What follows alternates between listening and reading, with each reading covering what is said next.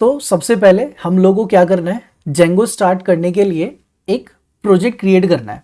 Project create करने के लिए टर्मिनल पे चलते हैं और टर्मिनल पे जाकर हम लोगों ने क्या लिखा था, यहां जाकर हम सिर्फ इतना लिखकर आ जाते हैं, जेंगो हाइफन एडमिन, और इसके बाद हम लोग लिखते हैं स्टार्ट प्रोजेक्ट, और स्टार्ट प्रोजेक्ट के बाद हमारे प्रोजेक्ट का नाम। तो यहां पर हमने कोविड ऐप जैसा कोई प्रोजेक्ट बिल्ड करके रख देना है। तो जैसे हम इतना लिखकर एंटर करते हैं, हम लोग को एक कोविड ऐप नाम का प्रोजेक्ट मिलता है, जिसमें कोविड ऐप नाम से ही फोल्डर बनता है और एक manage.py नाम की फाइल बन जाती है। देन हम लोग इस फोल्डर के अंदर जाते हैं, कोविड ऐप के अंदर, और फिर यहां जाकर हम लिखते हैं पाइथन manage.py रन सर्वर और एंटर करते हैं। तो इमीडिएटली क्या करता है, पाइथन का जेंगो का सर्वर स्टार्ट करता है। इस यूआरएल को आप कंट्रोल प्लस क्लिक करके ओपन कर सकते हो डायरेक्टली ब्राउजर के अंदर। तो ये शुरू हो जाता है हम लोग का यहाँ पर जेंगो। तो मतलब कंफर्म हो गया कि हाँ, हमारा जेंगो बिल्कुल परफेक्ट वर्क कर रहा है। लेकिन हमने क्या करना है, सबसे पहले इसको बंद करते हैं, टर्मिनल को कंट्रोल सी करके। यहां पर हम लोग लिखते हैं पाइथन manage.py स्टार्ट ऐप और कोई भी ऐप का नाम। तो मैंने ऐप का नाम ऐप ही रख दिया। तो क्या होता है, पहले प्रोजेक्ट क्रिएट होता है, फिर प्रोजेक्ट के अंदर ऐप क्रिएट होती है। तो हमने गए प्रोजेक्ट के अंदर जाना है, प्रोजेक्ट के अंदर जाकर हमने एक ऐप क्रिएट करनी है। तो यहां से हम लोग की एक ऐप क्रिएट हो गई। अब तो देखिए आकर यहाँ पर तो एक ऐप क्रिएट हो गई है, जिसमें कि हमारा वो पूरा जेंगो का स्ट्रक्चर है, जो कि वो पूरा एक मैंने वेबिनार में सेशन में बताया हुआ है, जिसकी वीडियो ऑलरेडी वहां पर अपलोडेड है। तो अब मेरे पास यहाँ पर व्यूज नाम की एक फाइल होगी, एक मॉडल्स नाम की फाइल है। मॉडल्स फाइल का फिलहाल कोई काम नहीं है, क्योंकि कोई डेटाबेस नहीं है मेरे पास। व्यूज फाइल का एक बिल्कुल हमारे पास एक काम होगा। नेक्स्ट स्टेप ये होगा कि हमें यहाँ पर ऐप के अंदर एक फोल्डर क्रिएट करना है, जिसका नाम हम रखेंगे टेम्पलेट्स, क्योंकि इस टेम्पलेट के अंदर क्या होंगी, मेरी HTML की फाइल्स होंगी। सपोज मैंने एक फाइल बनाकर रख देनी है index.html के नाम से, ये मेरी HTML फाइल होगी। तो यहां पर मैं लिख सकता हूं h1 टैग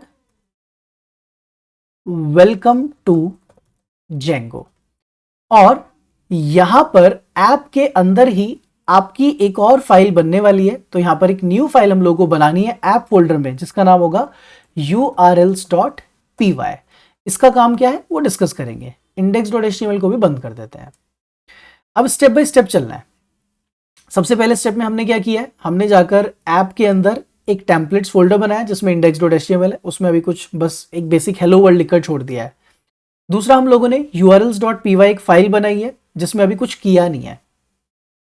अब स्टेप बाय स्टेप चले तो सबसे पहला काम ये होता है कि आपको settings.py में जाना होता है। ये जो settings.py है, इसके अंदर आपको अपनी इंस्टॉल्ड ऐप में ऐप का नाम लिख देना है। ऐप का नाम क्या रखा था, ऐप ही रखा था हमने अपनी ऐप का नाम। ये हम लोग का सबसे पहला स्टेप और बेसिक स्टेप है कि जब भी आप कोई ऐप बनाने वाले हो, whenever you are going to create the app, आपको जाकर अपनी एप्लीकेशन का नाम यहां पर लिखकर आ जाना है, फर्स्ट थिंग। सेकेंड इज कि यहीं पर एक यूआरएल्स नाम की भी फाइल होती है। इस यूआरएल्स फाइल्स को आपको यूआरएल बताना होता है कि क्या यूआरएल हम यूज करने वाले हैं। जिस यूआरएल के थ्रू, मतलब आप क्या है ना कि आपने एक ऐप बनाई है, उस एप्लीकेशन पे जाने के लिए what is the URL that you are going to use, उसके लिए हमें यहां पर एक पाथ लिखकर आना होता है उसका।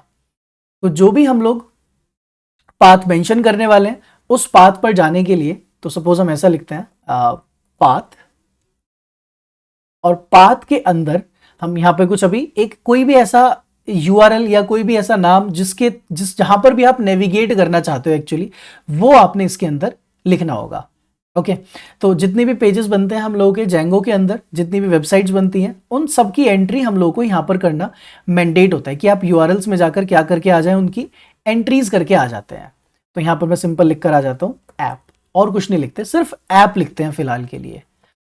अब जैसे ही हम यहां पर ये ऐप लिखते हैं, तो आपको बताना है कि अगर किसी ने एड्रेस बार पर जाकर ऐप लिख दिया तो क्या करना है। अगर किसी ने एड्रेस बार पर ऐप लिखा तो उसको ले जाओ व्यूज फाइल के अंदर इंडेक्स नाम के एक मेथड में, लेकिन व्यूज फाइल में कोई इंडेक्स नाम का मेथड नहीं है, तो बनाएंगे। दूसरी चीज, फ्रॉम ऐप आपको क्या करना है, इंपोर्ट करना है व्यूज को। ये कौन से व्यूज की बात चल रही है, ये ऐप फोल्डर के अंदर एक व्यूज है, उसकी बात चल रही है। यहां पर ये व्यूज की बात हो रही है। यहां पर क्या होना चाहिए, एक इंडेक्स नाम का मेथड होना चाहिए। फिलहाल यहां पर पास लिखा है, तो हमने यहां पर अभी पास लिखकर छोड़ दिया है। यहां पर यूआरएल्स है, तो जैसे आप एड्रेस बार पे क्या लिखते हो, ऐप लिखते हो, तो ये ऐप लिखते ही क्या करता है, इंडेक्स नाम के मेथड को कॉल करेगा जो कि आपकी व्यूज फाइल के अंदर अवेलेबल है।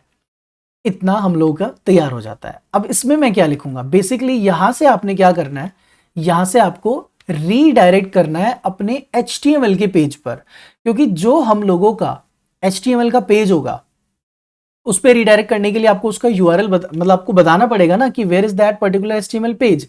क्योंकि मुझे बाय डिफॉल्ट कोई भी अगर आउटपुट शो करना है तो आउटपुट तो HTML फाइल में ही लिखा होगा ना। तो यूजर @ किससे इंटरेक्ट कर रहा है, HTML फाइल से। उस HTML फाइल से इंटरेक्ट करने के लिए हम लोगों को यहां पर एक छोटा सा चेंज करके आना है। तो हम इतना लिखते हैं, पैकेज इंपोर्ट करते हैं फ्रॉम django.http।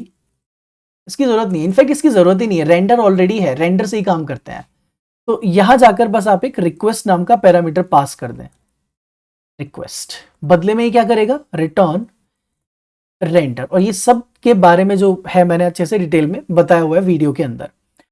यहां पर आप अपनी रिक्वेस्ट पास करते हैं। सेकेंड पैरामीटर, आपके पेज का नाम क्या है, index.html, यानी कि मेरी जो HTML फाइल है उसका नाम क्या रखा था हमने, यहां पर जाकर देखें टेम्पलेट्स में index.html। परफेक्ट, ये तैयार हो गया हमारा यहां तक। Everything is ready till now.